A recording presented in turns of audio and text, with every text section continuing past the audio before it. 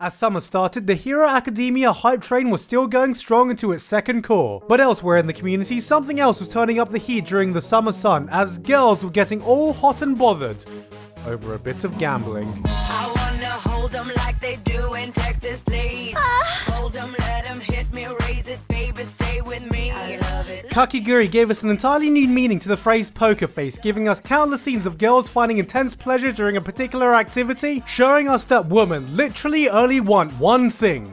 And it's fucking disgusting. Gambling has never been hotter in a gambling show where you don't really even understand the rules of the game everyone is gambling on, but who really cares when you can watch a bunch of hot anime girls come from the orgasmic thought of statistical probability. Oh yeah, normal distribution curve, standard deviation.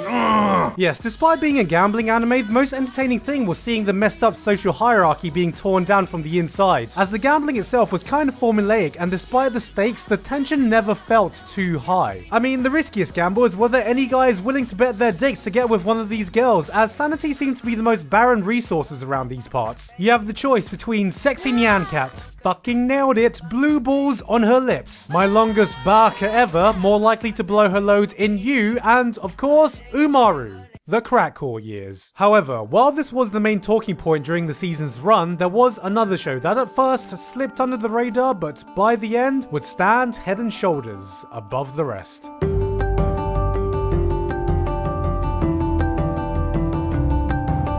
In a time when modern anime fantasy boiled down to the same three overpowered guys being transported to Final Fantasy World of Warcraft X, Made in Abyss took the reins and reminded us just what it should feel like to explore an entirely new world in super chibi death hole extravaganza. While it went mostly unnoticed thanks to its deceptively cute art style and streaming platform, anyone who watched episode 1 would have had their reservations immediately blown away with its breathtaking visuals, wonderful world building, and beautiful soundtrack. It's been such a long time since I've been dropped into a world that completely absorbs me from the get-go, revolving around the exploration of this hole of unknown origin and age, filled with mysterious creatures and phenomenon where no one knows how deep it goes. But to put things into perspective, it can fit at least 3 Toyota Corollas. It's a pit filled with unexplainable phenomenon and many dangers. So of course, with the Abyss being one of the most dangerous places known to man, naturally nothing could ever go wrong with an inexperienced 12-year-old girl wandering around aimlessly. Oh hey, who's that round the corner? Oh, it's Uncle Despair. And look, he's brought Aunt Depression and Cousin Misery. The whole family's here. Yes, despite its art style and light-hearted tone initially, as we descend deeper and deeper into the Abyss, things get weirder, creatures get deadlier, and the environment becomes brutal and unforgiving, and the series does not shy away from showing you this. It's a show with equal parts heart and equal parts horror that's not for the faint of heart, leading to a climax that had me physically ill one moment, then bawling my eyes out the next. This was an emotional roller coaster from start to finish, and definitely one of my picks of the year. In the rest of the summer, Aho Girl turned a girl with obvious mental disabilities literally rolling around and acting like a monkey into a slapstick comedy where we can laugh at the hilarity of a girl too stupid to tie her own shoelaces getting physically beaten repeatedly. In Precious Thoughts, happy fun time abuse. We got our first taste of a Latin and ballroom dancing show in Welcome to the Ballroom, an anime where the level of someone's dancing skills is directly correlated with the length of their necks. I mean, look at them. These aren't just necks, these are necks.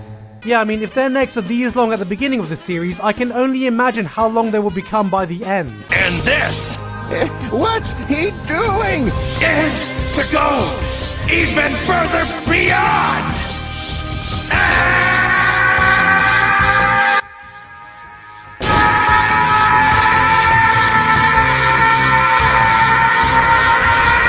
Today Children allowed us to fight over top couple by giving us short stories of different couples in various points in their relationship. Yes, that's right, it's an anime where the main focus is on people in relationships, because relationships are this thing that happen after people confess, and this anime shows that life goes on after 2 characters start going out. What? Speaking of couples, My First Girlfriend is a Gal gave a totally accurate representation of how to get a girlfriend by simply begging the girl you want to go out with, which, you know, I don't see anything wrong with, but on the other hand, this is ridiculous. It's totally unrealistic. I mean, who wears black tights on a hot summer's day? Really? See, it's just little inaccuracies like this that just take you out the experience. Gamers gave us an anime not actually about gaming, but instead gave us a hilarious romantic comedy where the laws of the universe lead to every misunderstanding as physically possible in Misunderstandings, the anime. That also coincidentally has people who play games. Of course, we got an isekai trifecta just when you thought we'd explored everything the concept could have given us. This time we have another world but with Gordon Ramsay. Another world but this time I have a smartphone. No, I swear to God I'm not running out of ideas.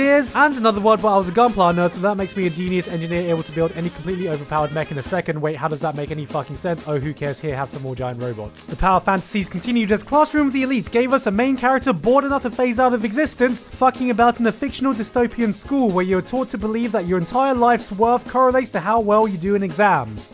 Which sounds entirely accurate. And Fate Apocrypha added yet another series to the Fate franchise just because, you know, the entire universe needed a little expanding with the small amount of titles it already has. And see, it all makes sense in the grand canon of everything. There's definitely room to add 50 plus new characters into the mix without getting it confusing. I mean, just look at this character, Shiro Kotomine, who looks like an exact mix of Shiro Emiya and Kirei Kotomine, but he doesn't actually have anything to do with either of them, which makes perfect sense. I mean, why would he have any relation when he only looks exactly like them and shares their name? And of course you have Saber's son, Mordred, who's actually a girl, even though she's meant to be the son of King Arthur, who's also actually a girl in the Fate-verse, who somehow got another girl pregnant to have their son, who's a girl. It makes perfect sense. Hi, son. Hi, Dad. Why are you a girl? Why are you a girl?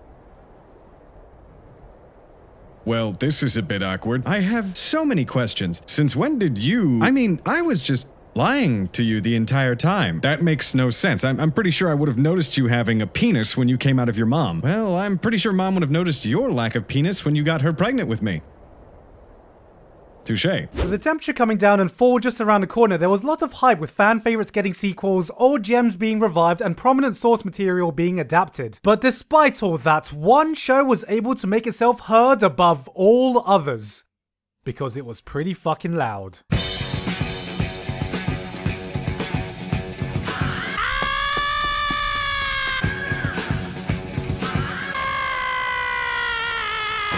After the era of the big three, it's only with the rise of My Hero Academia that the shonen genre has risen back to prominence. And with no real standout show, Black Clover screamed its way into the spotlight. God, I can't fucking do this. Being hyped up as the new king of shonen before immediately falling flat on its loud, screaming face. This was thanks to the initial premise being a melting pot of every unoriginal shonen cliche you can think of, and of course Asta's portrayal, whose name is not spelled like that, but actually spelled like that. Yes, the peculiar decision to make Asta a human caps lock machine was something the community immediately latched onto because, like, it was a bit annoying. Ensuring that any newcomer would be immediately turned off before they even had a chance to complain about the rest of the mediocrity found in the first few episodes. I've already talked extensively about the series' introductory faults and the awful pacing keeping it from the more entertaining moments found in the manga. But after 12 episodes, those problems are still very prevalent, so let's just leave it at that. It's been a bad adaptation with bad pacing, and yeah, his screams are annoying, but let's just forget about them like the nightmare that they were. Elsewhere in fall, going down sequel lane, 3 shows are highly rated got continuations in Takegai Sensen and beyond. Food Whores, The Third Orgy, and March Stumbles In Like a Drunk Pisshead. Continuing on with more of what made them great. Donald Trump, seen here making anime great again, had a cameo in Inuyasha Shiki, following the story of an old man who gets turned into RoboCop, reinventing his life as he becomes a superhero of justice with his foil on the other side, using his powers for destruction and chaos. It's a battle of good versus evil, light versus dark, heroes versus villains, all building up to the epic showdown of 2 grown men playing cowboy with each other in the middle of the park.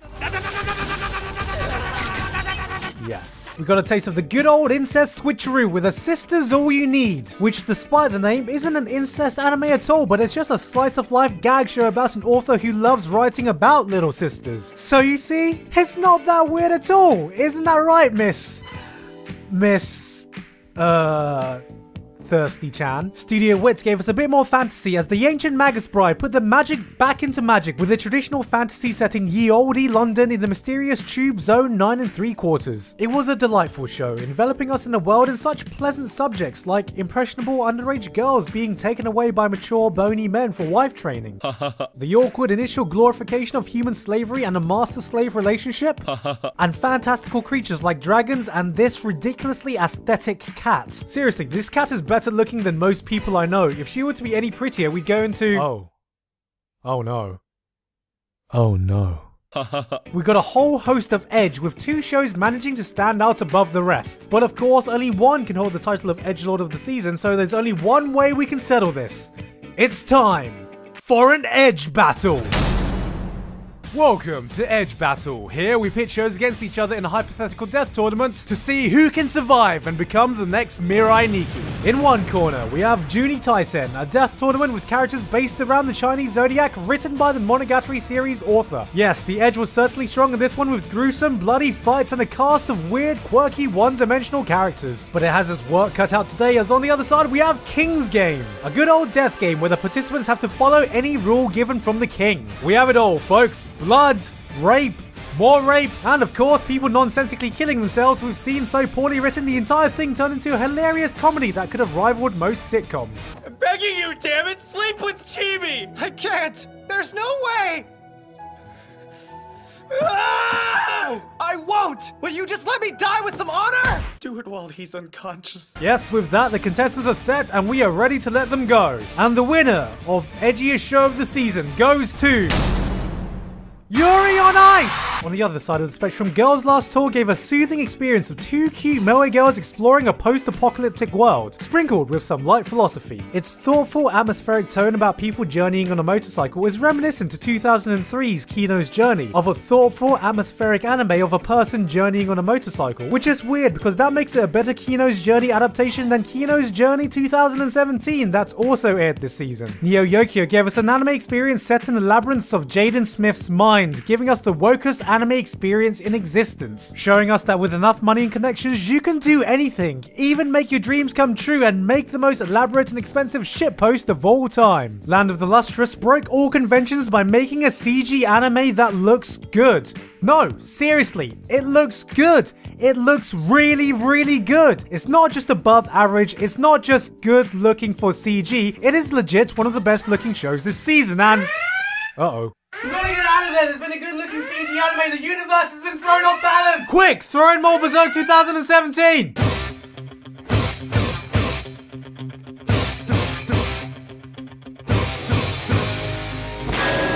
Recovery of an MMO Junkie gave an accurate portrayal of socially awkward female gamers in the story of a 30-year-old woman quitting her job to find her true passion and friends in the online world. While a pleasant thought, I can't help but think that it's a bit irresponsible. I mean, where's this story supposed to go? Does she find that she wants to express her passion in another way? Then she makes a YouTube channel, then she gets obsessed with it. Then she quits her well-paying, respectable job she spent 4 years of university studying for to make stupid videos online for a living. The community were up in arms about Blendes, asking what does S stand for? Sure enough, it surfaced, starting the story of Sakura no Miya, as she is scouted into Stile, sadistic though she is, a suitable specimen to situate herself in a superfluous shack of sisters, tsunderes, senpais and surprises, selling the sweetest of snacks with sterling services. This story, a slice of life, silly as swallows, showcased such simple, stimulating satisfaction, staging some side-splitting shenanigans stylishly supported by stars, signifying a sprightly, spunky, spirited show that is surefire to spring a smile. So, in summation, S stands for Suck My Big Fat...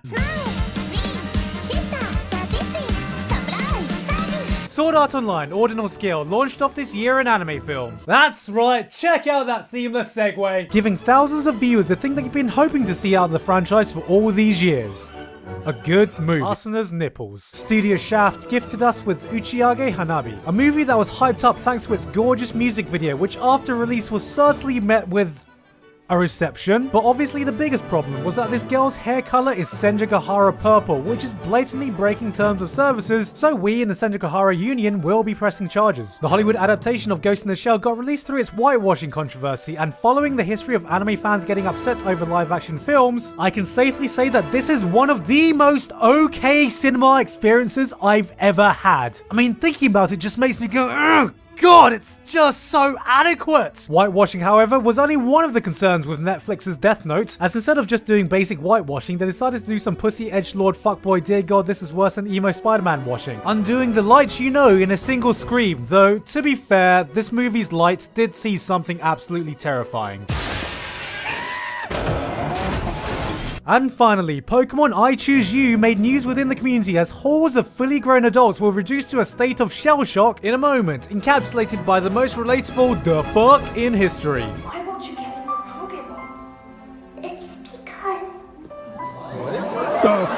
Capping off the year that gave us more Chibi Potter, more Lolly Hitler, more Chinese diarists wearing more children of Boruto's dad, more penguin waifus in a year of more thick dragons, more thick necks, more thick tits, and no truck wrecks. More happy relationships, more real relationships, more depressing relationships with more misunderstandings just in time for more lolly despair. A very loud Asta shouting Sasageo with too many words beginning with S. More Rakugo, more Shogi, more CG chains, more CG pain, more CG shame, and finally some good CG came. More Robocop, more Jaden Smith, more transported to a fantasy world, a fantasy world, a fantasy world, and just one transported to a normal world. More death games against more death tournaments against more tsundere junk food for more incest authors cause anime is trash and so am I. More gamble-gasms, more cute philosophies, so many more fates, and finally, more tournament talk! That was anime in 2017. Hope you had a great year, and I will see you in 2018.